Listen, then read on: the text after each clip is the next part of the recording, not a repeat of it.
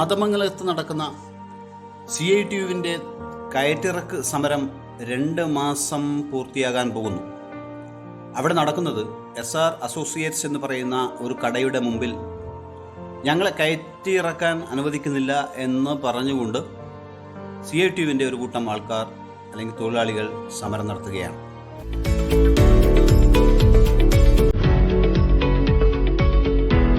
രുചിയേറിയതും പുതുമയാർന്നതും ശുദ്ധമായതുമായ ഭക്ഷണം എവിടെ ലഭിക്കും? CMK ഫുഡ് കോർട്ട് അതിന് മറുപടിയാണ്. പയ്യന്നൂർ തൃക്കരിപ്പൂർ റൂട്ടിൽ ഒളവറ മുണ്ടി കഴിഞ്ഞ് CMK ഫുഡ് കോർട്ടിന്റെ നയനമനോഹരമായ ഹോട്ടൽ പറമ്പ്.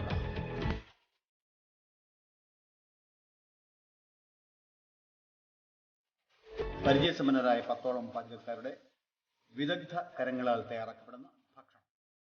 ഫ്രൈഡ് റൈസ്, ബിരിയാണി, ചിക്കൻ വിഭവങ്ങൾ, റോൾ വിഭവങ്ങൾ, അൽഫാം, ഷവർമ, കൂടാതെ ബർഗറുകൾ, ചെറുകടികൾ, ടീ, കോഫി.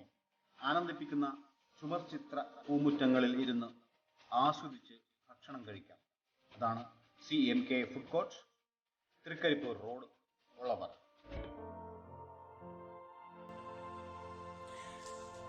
SR അസോസിയേറ്റ്സ് അതിൻ്റെ ഉടമ പറയുന്നു, ഞങ്ങൾക്ക് കോടതി ഉത്തരവുണ്ട്.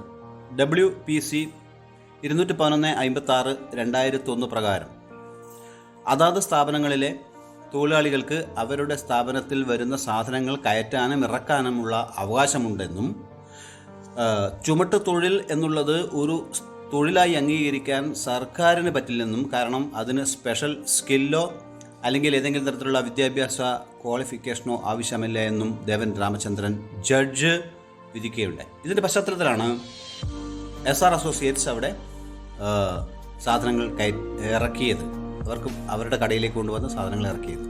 അദ്ദേഹം വളരെയേറെ കഷ്ടപ്പെട്ട് ഗൾഫിലേക്ക് പോയി കിട്ടിയ സമ്പാദ്യത്തിൽ നിന്നും സ്വരൂപിച്ച് വെച്ച് വളരെ കഷ്ടപ്പെട്ട് ഒരു കട തുടങ്ങിയതാണ്. പക്ഷേ സമരം മൂലം കഴിഞ്ഞ 50 ദിവസമായി അദ്ദേഹത്തിൻ്റെ കടയിൽ നിന്നും ഒരു സാധനം പോലും ആരും വാങ്ങിക്കാൻ വന്നിട്ടില്ല എന്ന് പറയുന്നതിനപ്പുറം ധൈര്യപ്പെട്ടിട്ടില്ല എന്ന് വേണമെങ്കിൽ പറയാം. കാരണം ഒരാൾ വന്നിരുന്നു, അയാളെ മാതമംഗലം റോഡിൽ വെച്ച് പരസ്യമായി മർദ്ദിക്കുന്നത് സോഷ്യൽ മീഡിയയിലും വാർത്തയിലൊക്കെ നമ്മൾ കണ്ടതാണ്.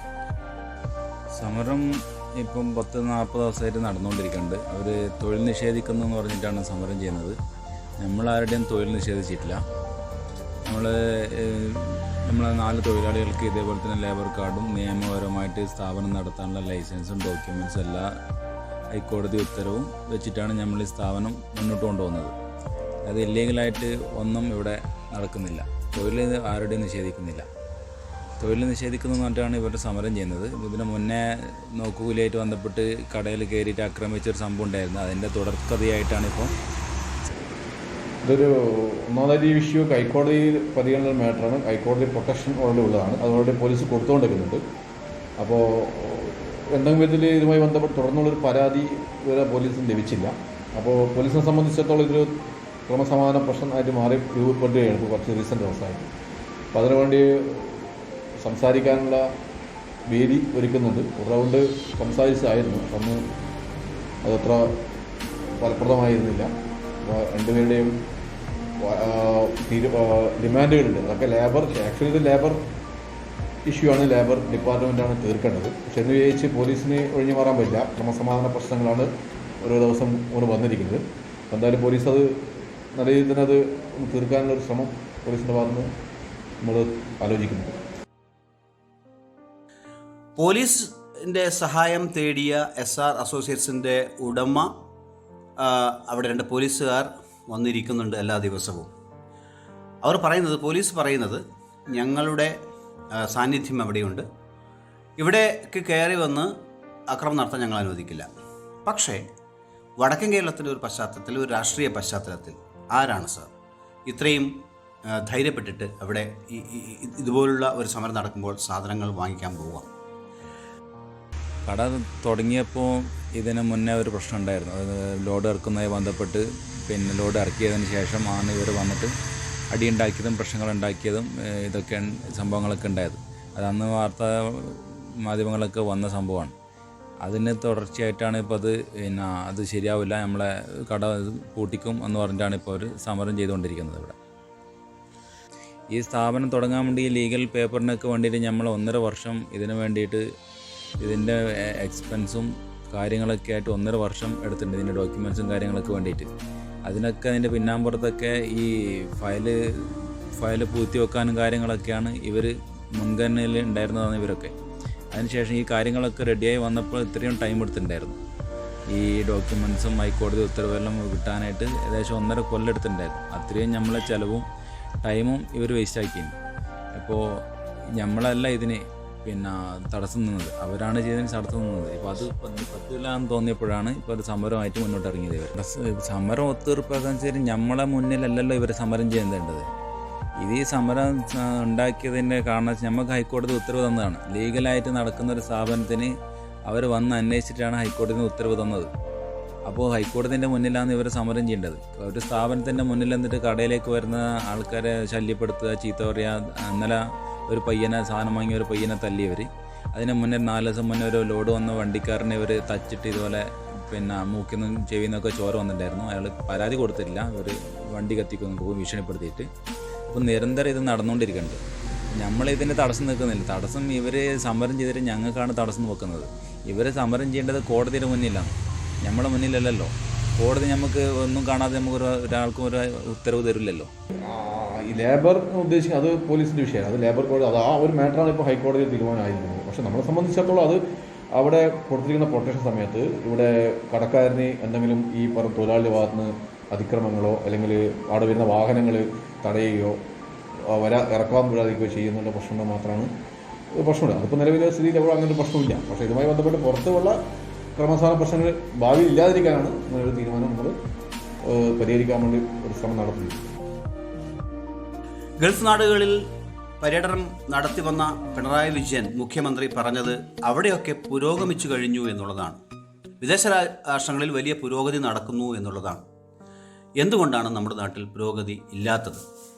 പഴഞ്ചൻ രീതിയിലുള്ള, ഏറ്റവും പഴയ രീതിയിലുള്ള സമരങ്ങളുമായും സംവിധാനങ്ങളുമായും നമ്മളിപ്പോഴും ഉഴലുകയാണ്. ലോകം പുരോഗമിക്കുന്നതിനനുസരിച്ച് നമ്മൾ മുമ്പോട്ട് പോകാൻ പഠിച്ചിട്ടേയില്ല. അമിതമായ രാഷ്ട്രീയ പ്രയോഗവും സമരങ്ങളും കൊണ്ട് നമ്മുടെ പുരോഗമനം വഴിമുട്ടി നിൽക്കുകയാണ് സർ. അതുകൊണ്ട് മാതമംഗലത്ത് നടക്കുന്ന ഈ സമരം എല്ലാ ആളുകൾക്കും പ്രശ്നമായി മാറുകയാണ്. ലോ ആൻഡ് ഓർഡർ പ്രശ്നം പോലീസിനുണ്ട്. അതുപോലെ SR അസോസിയേറ്റ്സിൻ്റെ ജീവിത പ്രശ്നമാണ്. തൊഴിലാളികൾക്ക് പരാതി ഉണ്ടെങ്കിൽ അവർക്ക് വേണമെങ്കിൽ കോടതിയിൽ പോകാം, ഇതേ കോടതിയിൽ പോകാം. അല്ലെങ്കിൽ പഞ്ചായത്തിനോട് ഈ ഒരു സംവിധാനത്തിനെതിരെ നിസ്സംഗത പുലർത്തുന്ന കടയുടെ ലൈസൻസ് റദ്ദാക്കാൻ വേണ്ടി പറയാം. നിയമപരമായിട്ടുള്ള ഒരുപാട് കാര്യങ്ങൾ അവർക്ക് ചെയ്യാൻ. അതിന് പകരം കടയിലേക്ക് ആരും വരാൻ വിടില്ല, കടയിൽ സാധനം വാങ്ങിക്കാൻ വിടില്ല എന്ന് പറയുന്ന ഒരു പഴഞ്ഞൻ രീതി ഉള്ളത് കൊണ്ട് തന്നെയാണ് നമ്മൾ പിന്നോട്ടടിക്കുന്നത് എന്നുള്ളതാണ്.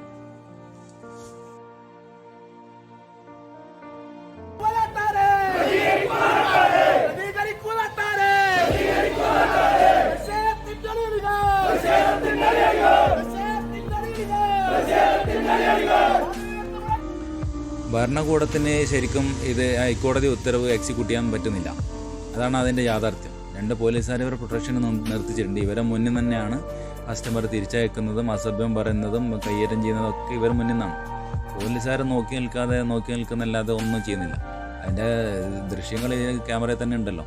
ഓരോ കസ്റ്റമർ വരുമ്പോൾ അങ്ങോട്ടേക്ക് മാറ്റി നിർത്തിയിട്ട് ഭീഷണിപ്പെടുത്തുക, സാധനം വാങ്ങാൻ പറ്റില്ല എന്ന് പറഞ്ഞിട്ട് തിരിച്ചയക്കുന്നുണ്ട് ഇവർ.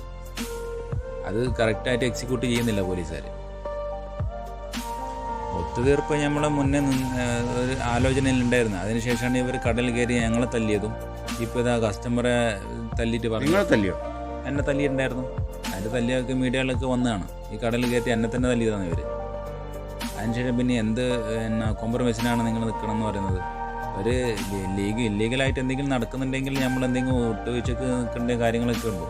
പിന്നെ മാനസിക പരിഗണന കൊടുക്കണം. ഇങ്ങനെയാണ് മാനസിക പരിഗണന കൊടുക്കേണ്ടത്. ഒരാളെ കടയിൽ കയറി തല്ലുക, അവിടെ സാധനം വാങ്ങാൻ വരുന്നവരെ തല്ലുക, ഭീഷണിപ്പെടുത്തുക, അവിടെ നിന്ന് സാധനം വാങ്ങാൻ പറ്റില്ല, അവിടെ ഡ്യൂപ്ലിക്കേറ്റാണ് സാധനം വിൽക്കുന്നതെന്ന് പറയുക.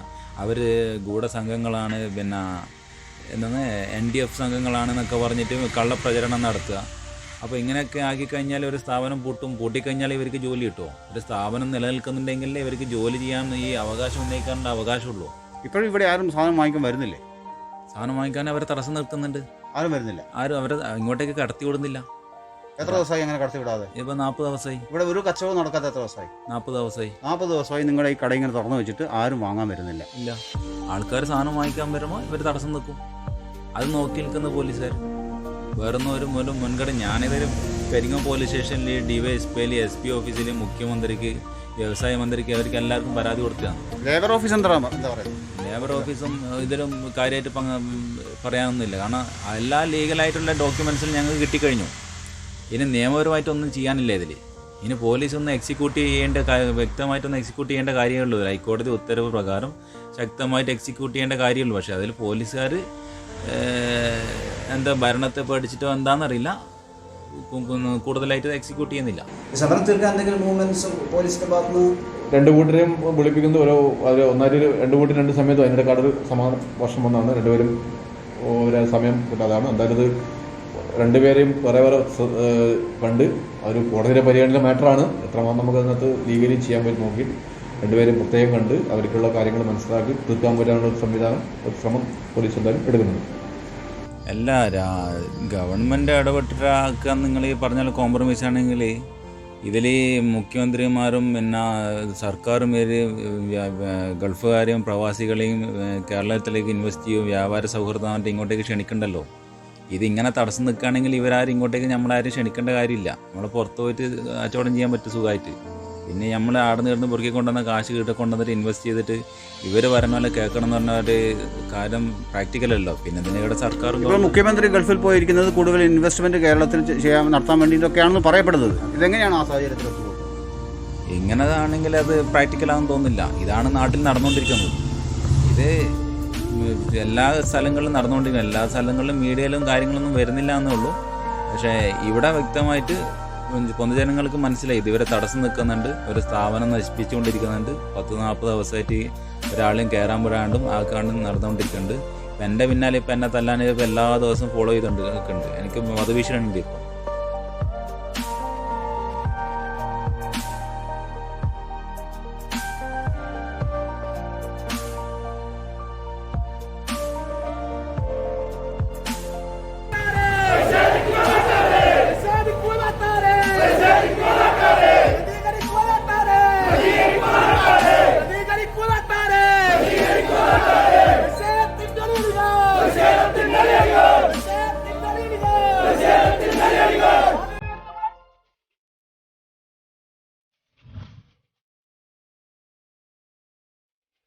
ഭക്ഷണം മനുഷ്യന്റെ ദൗർബല്യമാണ്, നിർബന്ധമാണ്.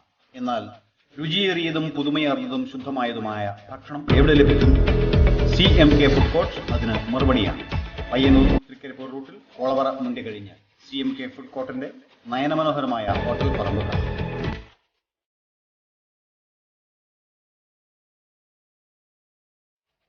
പരിചയസമ്പന്നരായ 10ഓളം പാചകക്കാരുടെ വിദഗ്ധ കരങ്ങളാൽ തയ്യാറാക്കപ്പെടുന്ന ഭക്ഷണം. ഫ്രൈഡ് റൈസ്, ബിരിയാണി, ചിക്കൻ വിഭവങ്ങൾ, റോൾ വിഭവങ്ങൾ, അൽഫാം, ഷവർമ, കൂടാതെ ബർഗറുകൾ, ചെറുകടികൾ, ടീ, കോഫി. ആനന്ദിപ്പിക്കുന്ന ചുമർ ചിത്ര പൂമുറ്റങ്ങളിൽ ഇരുന്ന് ആസ്വദിച്ച് ഭക്ഷണം കഴിക്കാം. അതാണ് CMK food court, Trikaripur road, Olavara.